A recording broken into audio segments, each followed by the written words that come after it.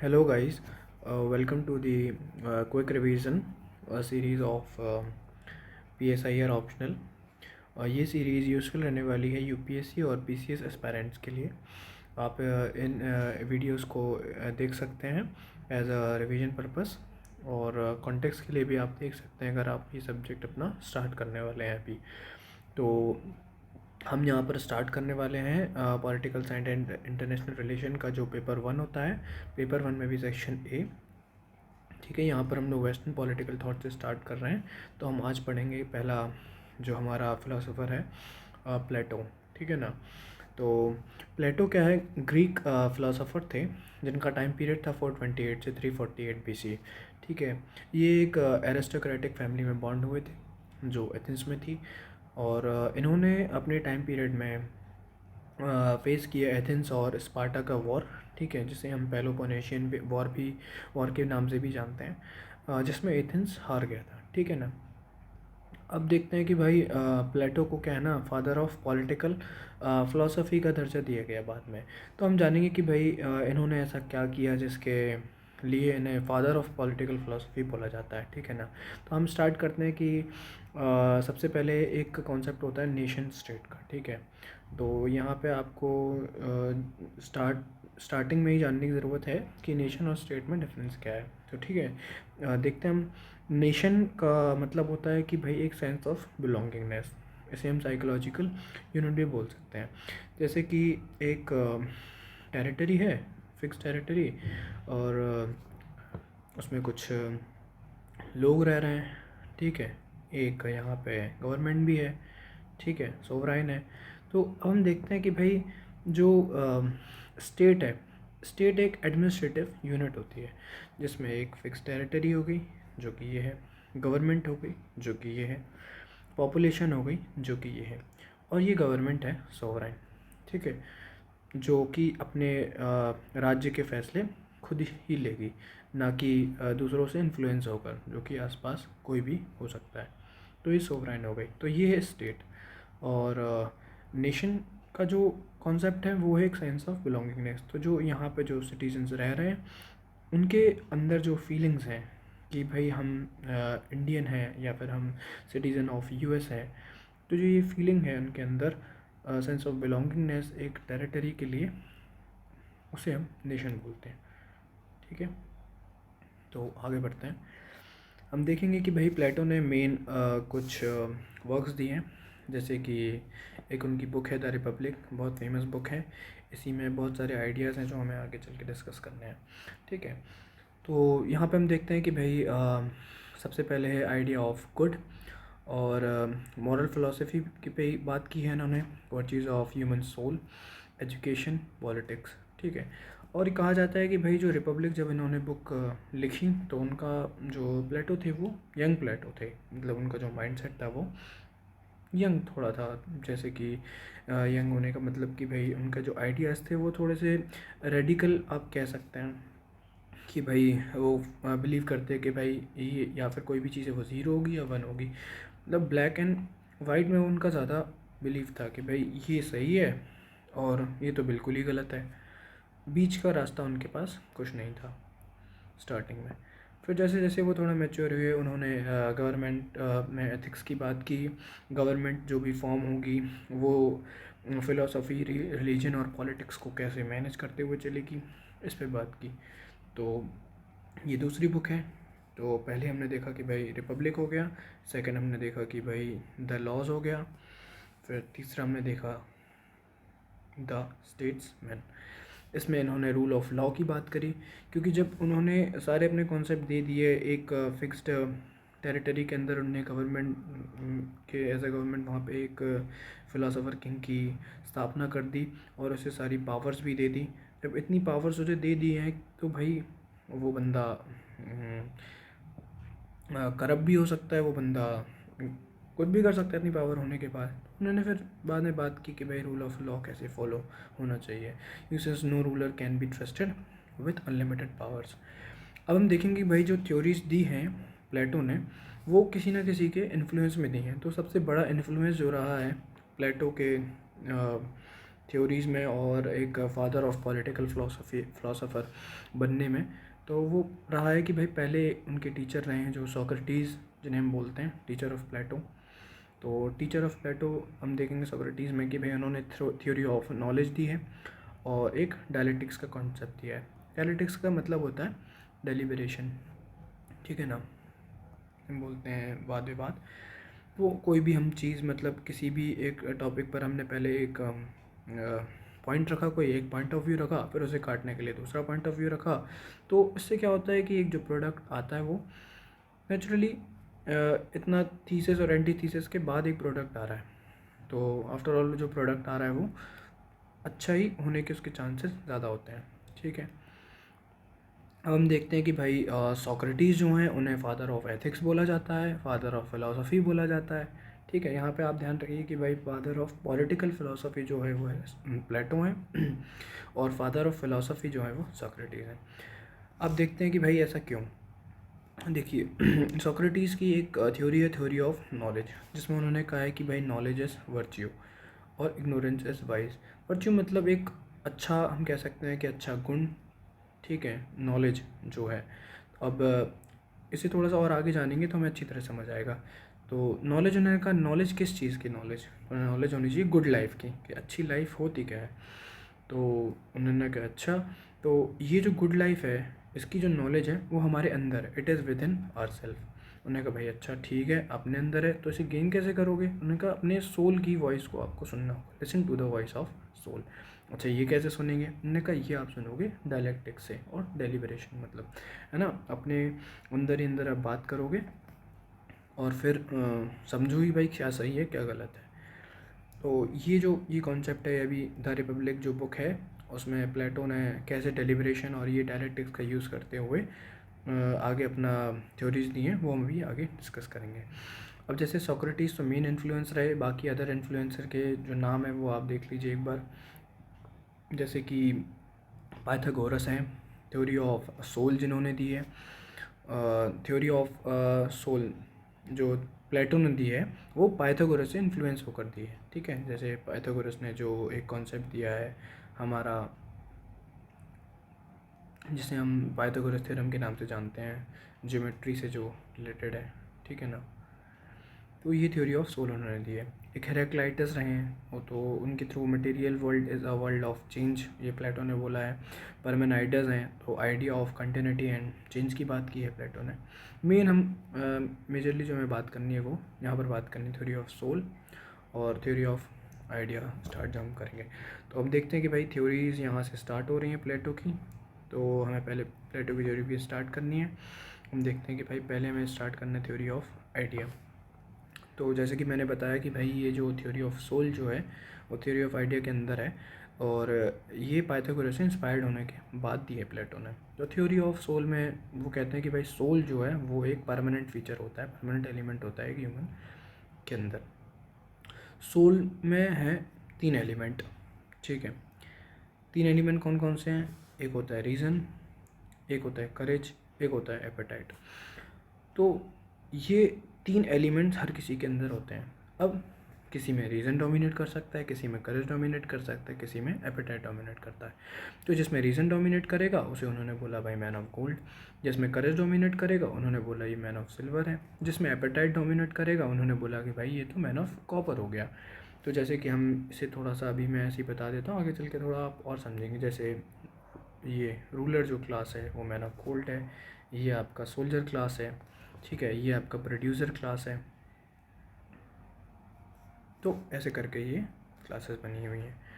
अब हम देखते हैं कि भाई यहाँ पे कुछ प्रोमिनेंट स्टेटमेंट जो हैं जो मतलब एग्ज़ाम में यूज़ होते हैं और इस पर डायरेक्ट क्वेश्चन भी आ जाता है। तो जैसे उन्होंने बताया कि भाई रियलिटी जो है is a shadow of ideas. अब जो थ्योरी ऑफ आइडियाज़ में हम पढ़ रहे हैं कि भाई वो आइडिया जो है ना वो मेन उनके हिसाब से, प्लेटो के हिसाब से ये रियल है।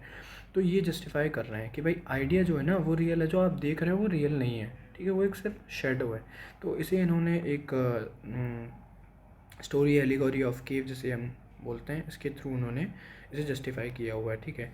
इसमें इन्होंने क्या बोला है कि भाई एक क्या ना केव है, उसके एक केव है, केव के में एक वॉल है, यहाँ पे बैठे हुए हैं कुछ आदमी, ठीक है, कुछ लोग बैठे हुए हैं। अब यहाँ पे जो भी कुछ ऑब्जेक्ट हैं, ठीक है, और यहाँ है मेन सोर्स ऑफ लाइट, ठीक है, मशाल, और ये ऑब्जेक्ट है।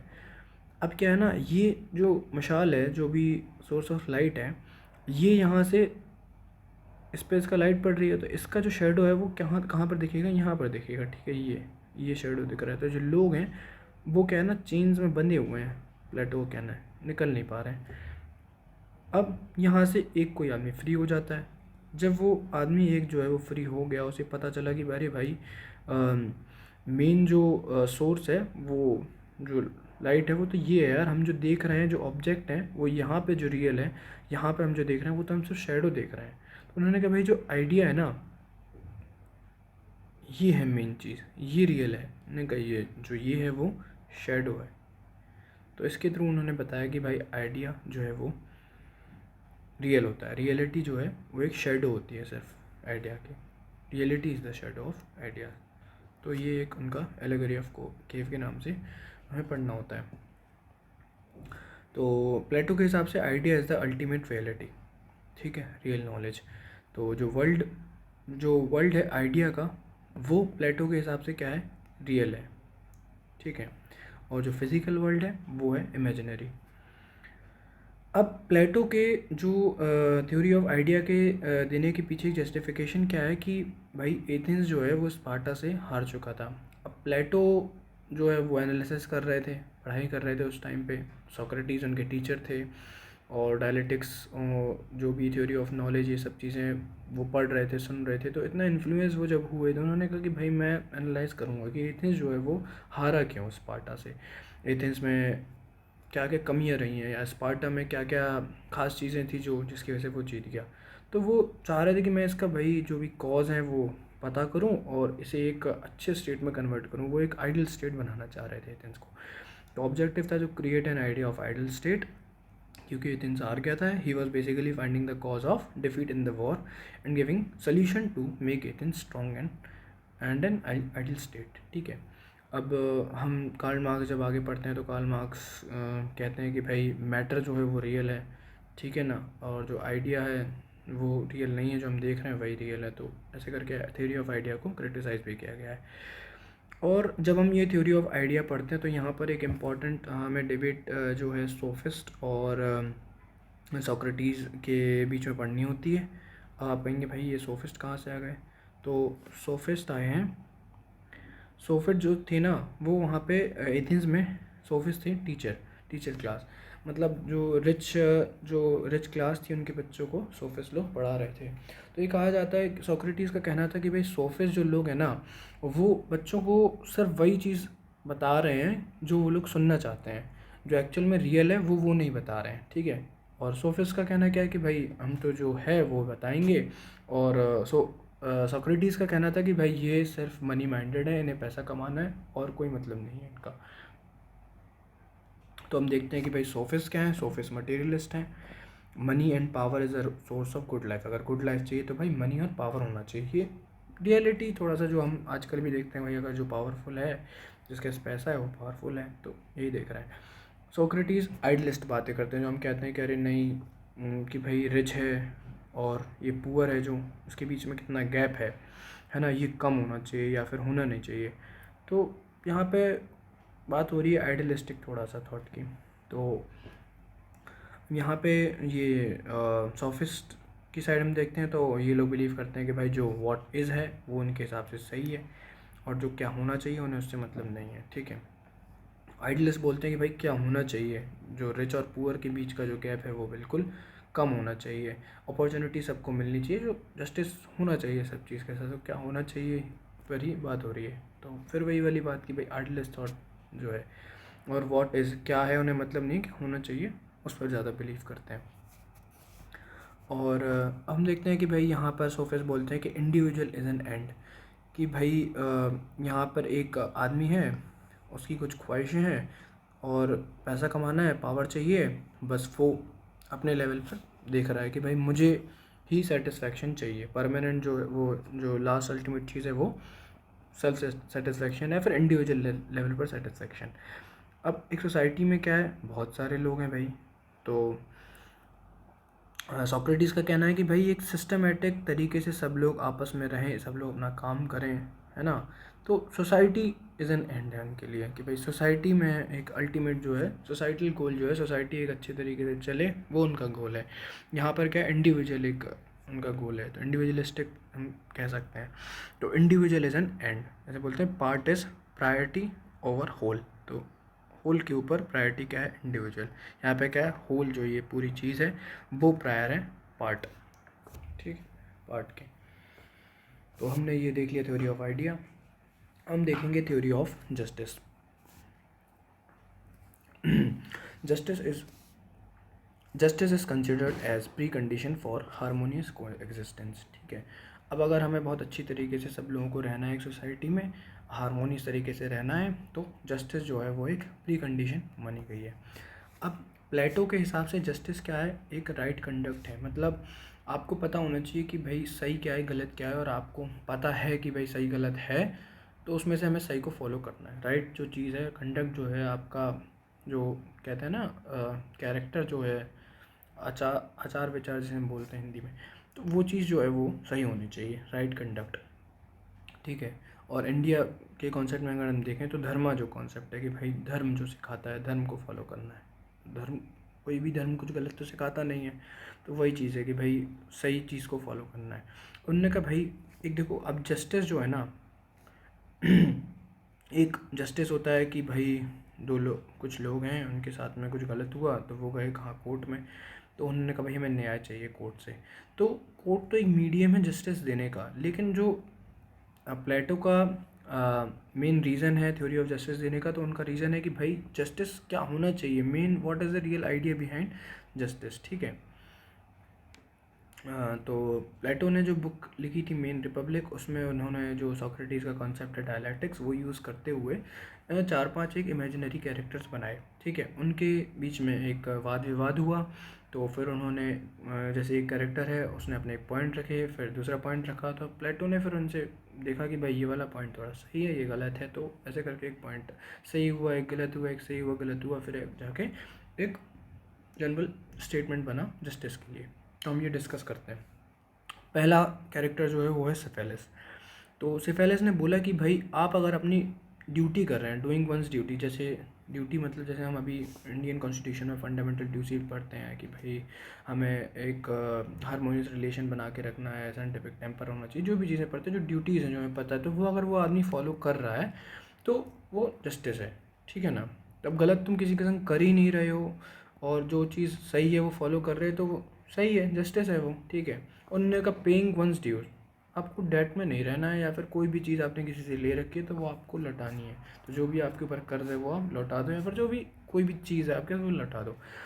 अब प्लेटो ने कहा भाई चलो ये तो ठीक लग रहा है, ये यूनिवर्सल हो सकता है कि ठीक है पेइंग वंस ड्यूटी हर जगह फॉलो कर सकता है आदमी, लेकिन पेइंग वंस ड्यूज ने कहा ये मुझे सही नहीं लग रहा है। एग्जाम्पल उन्होंने कहा कि भाई जैसे मान लीजिए कि आपका कोई फ्रेंड है, और वो आपसे एक टाइम पे एक बंदूक या गन जो है वो बोरो करके ले गया था। अब आपको पता चला कि भाई आपका फ्रेंड तो बहुत ज़्यादा ड्रग्स वगैरह करने लगा है, अल्कोहल लेने लगा है, तो उसका माइंड थोड़ा सा स्टेबल नहीं है, ठीक है, वो कुछ भी कर सकता है। तो आपको क्या लगता है कि आपको उसकी गन को लौटाना चाहिए उसे, और एक दिन वो आपसे गन मांगने आता है, आप तो आप लौटा देते हो, और फिर वो लौटा दिया आपने और फिर उसने किसी को मार दिया, तो वो जस्टिस होगा क्या, वो नहीं होगा। तो उसने कहा भाई पेइंग वंस ड्यूज, तो मैं ये नहीं मानता, तो प्लेटो ने ये रिजेक्ट कर दिया। सेकंड कैरेक्टर की अगर हम बात करें तो ये है पॉलीमार्कस। उन्होंने कहा भाई गुड टू योर फ्रेंड, जो आपके दोस्त हैं उनसे अच्छा रहो, और हार में हो एनिमी। उन्होंने कहा अपना जो दुश्मन है उसे हार्म करो। फिर प्लेटो ने कहा कि भाई हार में हो एनिमी आप कैसे कह सकते हैं, आपको पता है कि भाई आपके एनिमी है कौन, आपको जो पता ही नहीं है, सच्चाई आपको पता नहीं है, कि भाई आपको लग रहा है कि भाई ये मेरा दोस्त है, हो सकता है बाद में एनिमी बन जाए, और जो आपको लग रहा है वो अभी एनिमी है, और वो हो सकता है आपका बहुत अच्छा दोस्त बन जाए, अभी हो सकता है कुछ लड़ाई झगड़ा चल रहा हो छोटा मोटा। तो ये चीज़ उन्हें सही नहीं लगी, है ना, वर्चुअस नहीं है ये वाली चीज़, और यूनिवर्सली हम इस चीज़ को वो नहीं कर सकते कि भाई मानो, तो गुड लाइफ के लिए ये चीज़ सही नहीं है। जस्टिस उन्हें आफ्टर ऑल करना है, जो जस्ट चीज़ होगी वही चीज़ को एक्सेप्ट किया जाएगा। तो उन्होंने कहा नहीं भाई ये गलत हो गया। तीसरा कैरेक्टर एक है थ्रेसिमाइकस, जिसका पर्सपेक्टिव है थोड़ा रियलिस्ट टाइप का, कि भाई जैसे अभी बात कर रहे थे सोक्रेटिस की कि भाई व्हाट ऑट टू बी होना चाहिए, है ना, जो whole is prior to the part, ऐसे करके जो बात हो रही थी। तो यहाँ पे थोड़ा सा रियलिस्ट एक व्यू रखते हुए थ्रेसिमाइकस बोलते हैं कि भाई justice is interest of strong, जो अमीर है, जो जो पावरफुल है, उसी के लिए जस्टिस है ना। तो जैसे यहाँ पे कॉन्सेप्ट है कि भाई argument of power is always greater than power of argument, ठीक है। तो इसका मतलब है कि भाई आपके पास अगर पावर है, आपका आर्ग्यूमेंट गलत भी है, फिर कुछ सही नहीं है, तो वो आपका ऊपर ही माना जाएगा, it will be consider as upper hand only. तो यहाँ पर उन्होंने कहा है कि भाई justice is the interest of strong, तो ये चीज़ प्लेटो ने रिजेक्ट कर दी।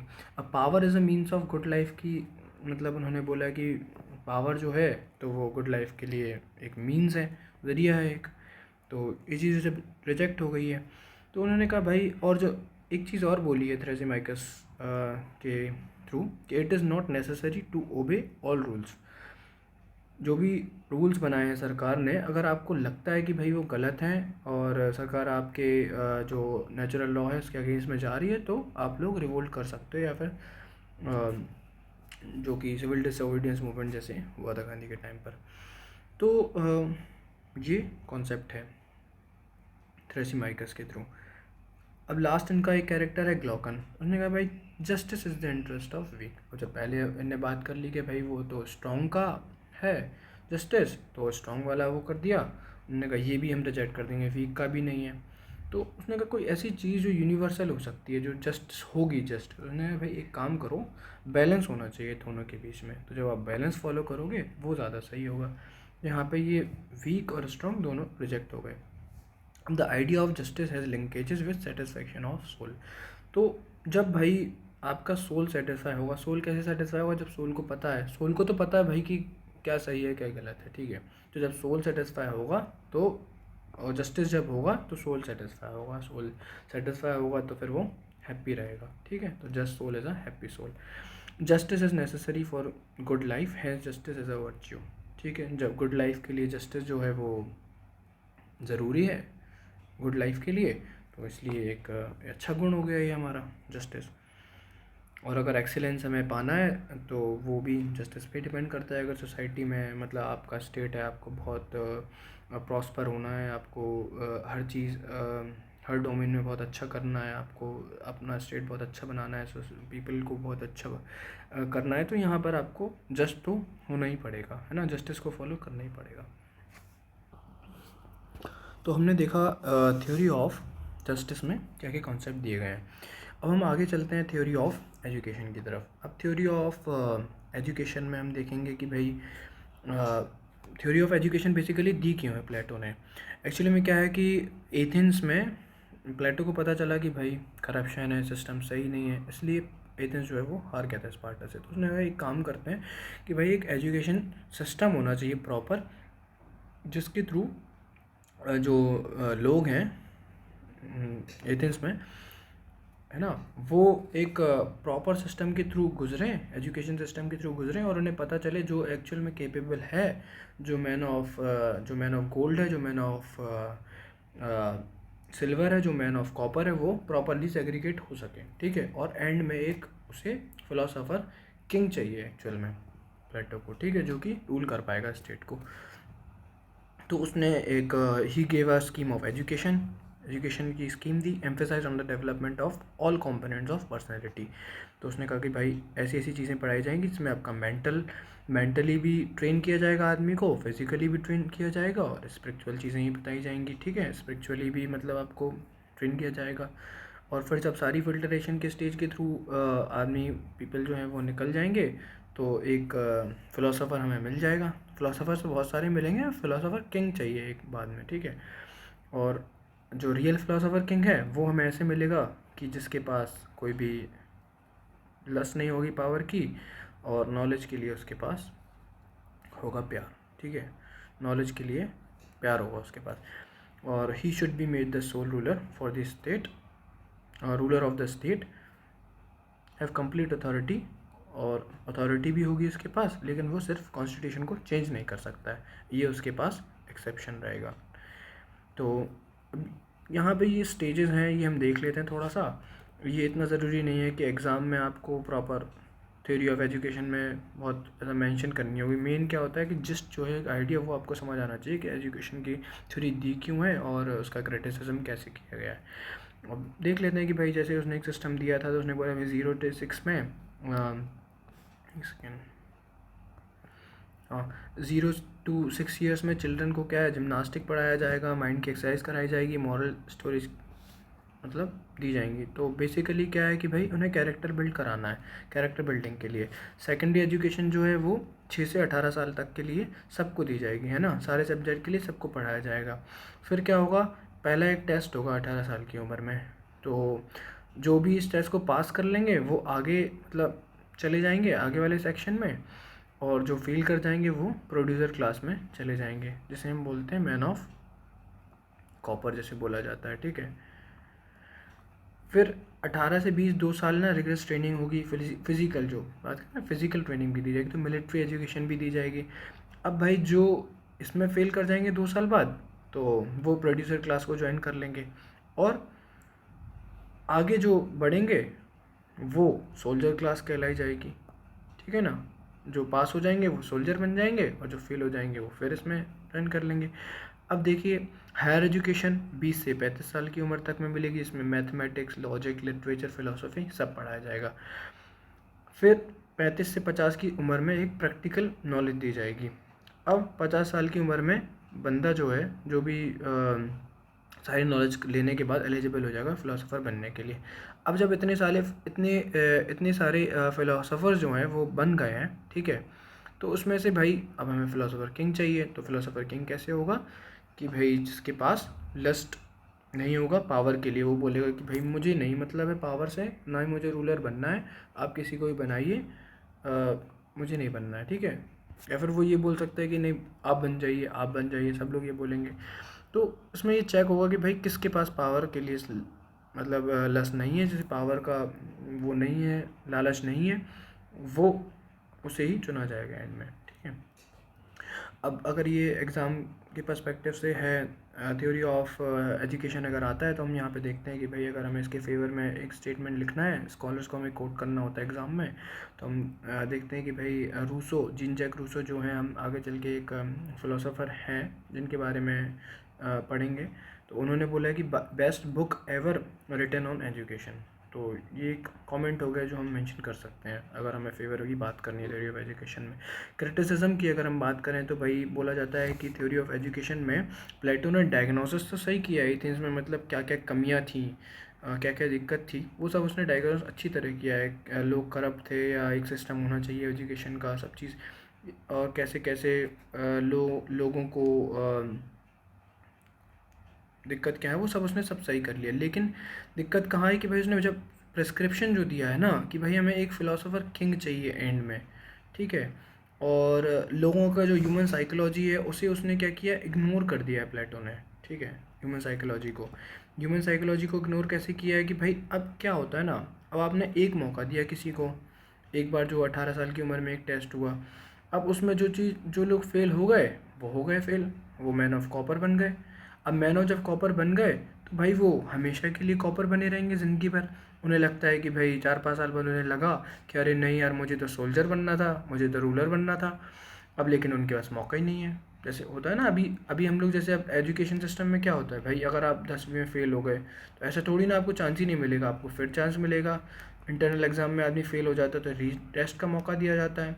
तो ये जो चीज़ें हैं ना वो उसके थ्योरी, एक बार आप फेल हुए तो आप मैन ऑफ कॉपर बन जाओगे और चले जाओगे, है ना। वही रेडिकल है वो एक तरीके से, जो मैंने बताया था स्टार्टिंग में 0 और 1 वाला कॉन्सेप्ट, या होगा या नहीं होगा, ऑन या ऑफ, सिंपल सी बात है। उसमें ग्रे वाला एरिया कुछ नहीं है, ब्लैक एंड वाइट। अब देखते हैं, ठीक है। तो only give one chance at the time of screening and person loses his opportunity to become soldier और रूलर।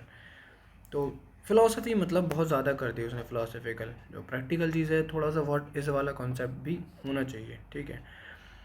अब सेकंड जो क्रिटिसिज्म है वो है कि भाई अगर आप इतनी ज़्यादा रिस्पॉन्सिबिलिटी ले लोगे पूरे सिटीजन्स की तो एक्सपेंसिव मतलब बहुत ज़्यादा हो जाएगा। इतने सारे एक्सपेंडिचर जो है आपका स्टेट का जो भी जो खर्चा है वो कितना ज़्यादा हो जाएगा। आप खुद सोचिए कि भाई उनके बच्चों को भी संभालना है, सारी सुविधाएं देनी है, सब कुछ देना है, तो एक्सपेंसिव बहुत ज़्यादा हो जाएगा। ठीक है। और अब यहाँ पे अब जब इतना ज़्यादा मतलब बात कर दी है उनने कि भाई man of gold, man of silver, man of copper, उनने कहा भाई ये रूलर हैं, ये सोल्जर हैं, उनने कहा ये प्रोड्यूसर हैं। ठीक है। तो बिल्कुल हर चीज़ को बिल्कुल सेग्रीगेट कर दिया गया है भाई।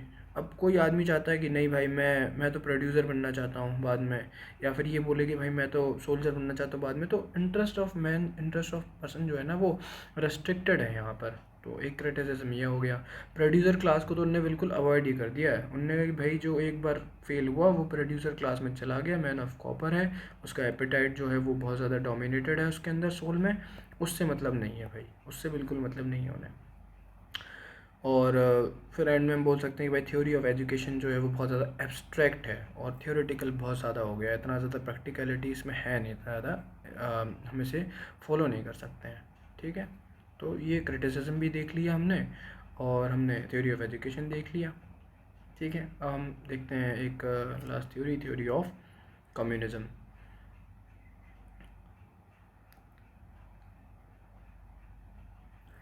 थ्योरी ऑफ कम्युनिज्म में हम देखेंगे कि भाई उन्होंने बोला है कि थ्योरी ऑफ कम्युनिज्म में बेसिकली बात की हुई है कॉमन ओनरशिप की, और प्राइवेट ओनरशिप नहीं होनी चाहिए। प्राइवेट ओनरशिप में मतलब आप ना ही प्राइवेट आपके पास प्रॉपर्टी होगी और ना ही आपके पास प्राइवेट फैमिली होगी। हाँ, प्राइवेट फैमिली भी नहीं होगी आपके पास, ना ही आपकी प्राइवेट वाइफ होगी और ना ही आपके प्राइवेट बच्चे होंगे। ठीक है, उनका कहना ये है। तो कम्युनिज्म ऑफ प्रॉपर्टी, उन्हें बोला कि भाई रूलर क्लास और सोल्जर क्लास के लिए जो प्राइवेट प्रॉपर्टी है वो नहीं है, क्योंकि उन्हें बेसिकली फॉलो करना है, स्टेट के लिए काम करना है, ये लोग वर्किंग फॉर स्टेट। ठीक है, ये काम कर रहे हैं फॉर स्टेट के लिए। अगर ये इनके पास प्राइवेट प्रॉपर्टी रहेगी तो ये लोग हो सकता है करप्ट हो जाए, इनका मन बदल जाए बाद में, तो इसलिए उन्होंने कहा भाई आपको कुछ नहीं देने वाले, हम सब इस चीज़ की ध्यान रखेंगे, आप अपना काम करिए। ठीक है। और यहाँ पे एक स्टेटमेंट दिया जाता है कि मैन ऑफ गोल्ड और सिल्वर है ना ये, तो इन्हें तो भाई एक्सटर्नल गोल्ड और सिल्वर की ज़रूरत ही नहीं है, तो man of gold does not need external gold and silver, state will manage everything for them. और एक दूसरा कम्युनिज्म आता है, communism of wifes and family. तो ruler should not get distracted, जो रूलर है वो डिस्ट्रैक्टेड नहीं होना चाहिए अपने। अब जैसे भाई वाइफ होगी, बच्चे होंगे, अब जो रूलर है तो वो कहीं ना कहीं तो कभी ना कभी सोचेगा ना कि भाई मैं अपने वाइफ के लिए प्रॉपर्टी बना लूँ या वाइफ के लिए, बच्चों के लिए कुछ कर दूँ। तो इसलिए उन्होंने कहा नहीं भाई, ऐसा है कि जो आप लोग जो है ना सिर्फ बेसिक जो प्रोडक्शन है ना सिर्फ आपको वो करना है, पीपल का प्रोडक्शन, पॉपुलेशन को सिर्फ बढ़ाना है। आपने बच्चा किया है ना, और आपने बच्चे को स्टेट को सौंप दिया। अब जो भी स्टेट जो है ना, आप इतने सारे बच्चे हो गए एक आदमी के, फीमेल एक थी, अब ना ही उस फीमेल को पता है कि भाई ये किसका बच्चा है, ना ही उस बच्चे को पता है कि भाई इसके माँ बाप कौन है, बस कॉमन चल रहा है सब कुछ। तो one female is a wife of all man और one man will be the husband of all females, ऐसे करके। तो child bond will not be there personal child, it will be a state own. तो ये theory of communism. अब इसे criticise किया गया है, एरिस्टोटल ने क्रिटिसाइज़ किया है कि भाई one should not sacrifice good for the sake of best.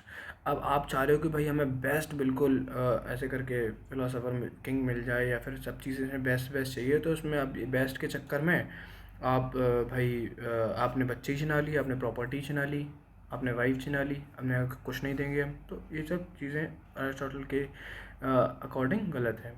तो प्रॉपर्टी के लिए एरिस्टोटल ने बोला it is the source of motivation होता है। अगर प्रॉपर्टी रहेगी, आदमी क्यों काम करना चाहता है भाई, क्यों कर रहा है वो कोई काम, जब उसके पास प्रॉपर्टी रहती है, उसके पोजीशन कुछ होता है, उसे लगता है भाई मेरे पास कुछ है, तो वो मोटिवेटेड होता है।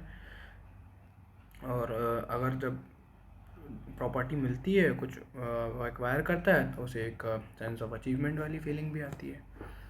तो यहाँ पर हमारा ख़त्म होता है थ्योरी ऑफ कम्युनिज्म। अब एक इसका सेकंड पार्ट हम बनाएंगे जिसमें हम देखेंगे कि भाई एवेल्यूएशन ऑफ प्लेटो, जो कि मेन आपको आंसर राइटिंग प्रैक्टिस के लिए और मेन आंसर के लिए थोड़ा सा हेल्पफुल होगा।